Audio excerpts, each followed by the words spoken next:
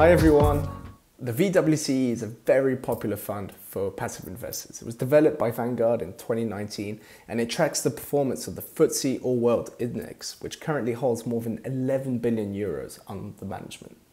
Because the index is so diversified, investors can find in VWCE a great way to follow the market and hold a significant portion of the world's stocks. The fund holds close to 3,700 stocks such as Apple, Tesla, Alibaba, etc. The index has returned approximately 9.4% annually since 2005. That meaning if you only had VWCE in your portfolio, is that a great strategy for the long run? But is it actually? In this video, we're going to look at why VWCE and chill isn't actually for everyone. We'll look at the importance of defining the right type of investor profile, even if you're just a typical passive investor, before deciding to purchase one fund or another.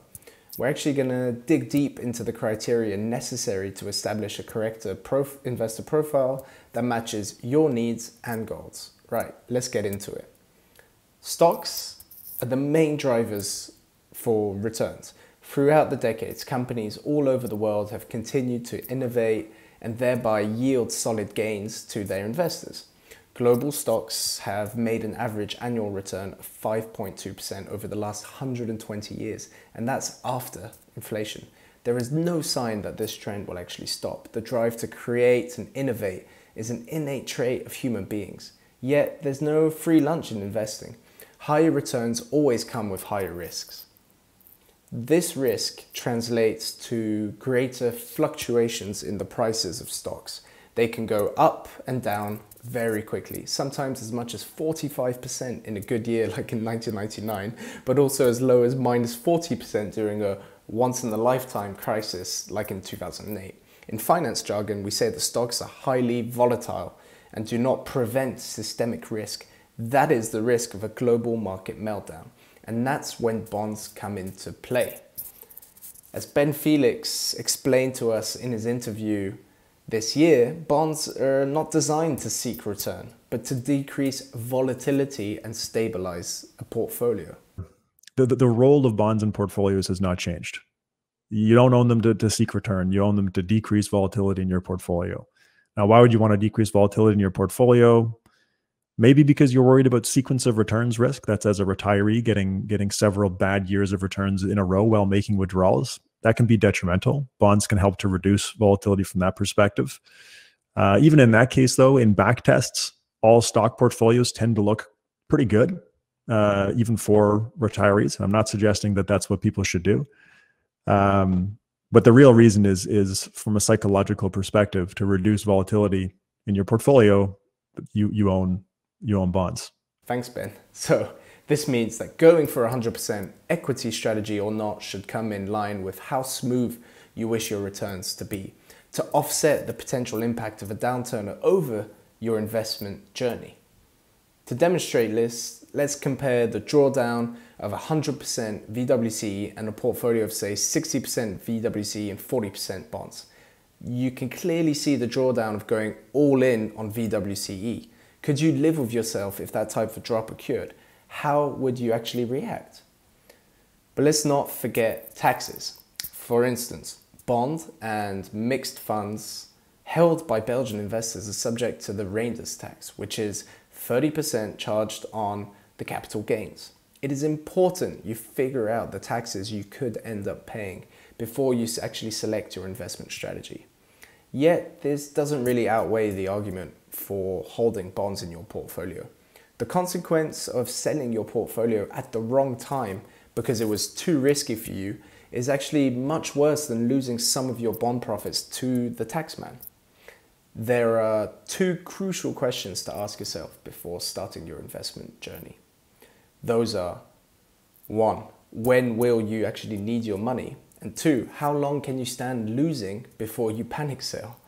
These questions are really difficult, but they are essential in the sense that they will allow you to define your objectives and your investment philosophy. They will also make it possible to define the type of investment that will actually suit you best in terms of risk and return, taking into account how long you wish you can stay invested and also your reactions to uncertain events. The investment horizon is the period during which you can invest without having to use that money for other purposes. For instance, a 10-year investment horizon implies that you are financially able to live without having to withdraw from your investment for at least, guess what, 10 years. So setting a timeline is crucial to determine the type of assets you will be investing into and their proportion in your portfolio. Typically, the longer the investment horizon, the less risk you take to achieve the desired return. It's also known as it's okay to invest more in equities to achieve higher returns. So defining your risk tolerance is really difficult too. It shows you how you deal emotionally with investment risks according to certain types of events. So typically, we really rely on 4 factors that can be considered, enabling you to rate how risk averse you may actually be. Number 1, experience. How long have you been dealing with the world of investing? Number 2, expectations. Do you believe riskier products with higher potential return to be more attractive than less riskier products with a lower potential return over the long term? Thirdly, risk awareness. How would you split your assets according to certain risk and return frameworks?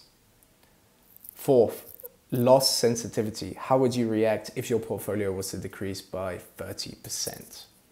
Once you know how comfortable you actually are with taking risks, you also need to know how much of it you can afford to take. Indeed, while you might feel comfortable emotionally with setbacks, you would not want to put your financial situation into jeopardy by taking more risk than you can actually afford to take. This is best described as your financial ability or capacity to cope with investment risks. Unlike your risk tolerance, it's not based on your feelings about risks. This has to do with your financial situation as well as your age, and it includes obviously your investment time horizon. Typically, 3 main figures can actually be used for this. So number 1 is your savings capacity. How much can you actually save on a yearly basis, taking every expense and financial obligation into account? Secondly, time horizon. Have a look at your assets at your disposal. Do you need a substantial sum in the future? If so, when? Third one, capital erosion duration. Assume you lose your annual income. How long will your free assets last to maintain your standard of living that you're currently experiencing?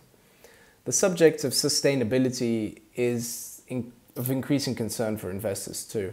So here again, you should just ask yourself some very personal questions as you choose a fund. What are the values you feel are important when you invest? Is it an impact on climate, diversity, inclusion? Basically which type of companies would you consider as no-goes? Is it weapons, tobacco, anything controversial? And would you be able to actually sleep easy knowing you've invested in companies that are not aligned with your own values? And to what extent are you really ready to give away a portion of your returns to the benefit of being 100% aligned with your ethics? To conclude, when investing, ideally, your risk tolerance is in line with your capacity to take that risk. So risk tolerance is a measure of how much risk you can withstand emotionally, while risk capacity is how much risk you can handle financially. In the end, your tolerance doesn't mean much if it exceeds your capacity. In fact, you might want to invest 100% of your savings into VWCE because you believe that your investment horizon is long enough, and therefore 100% equities is how you'll get the highest return. But it is also the best way to make poor decisions should markets tumble, and they will do, and you cannot sleep at night. That's why it's really important to understand your own unique approach to risk, how it can affect you, and try and find the right balance. We hope this video was helpful, and I'll see you next time.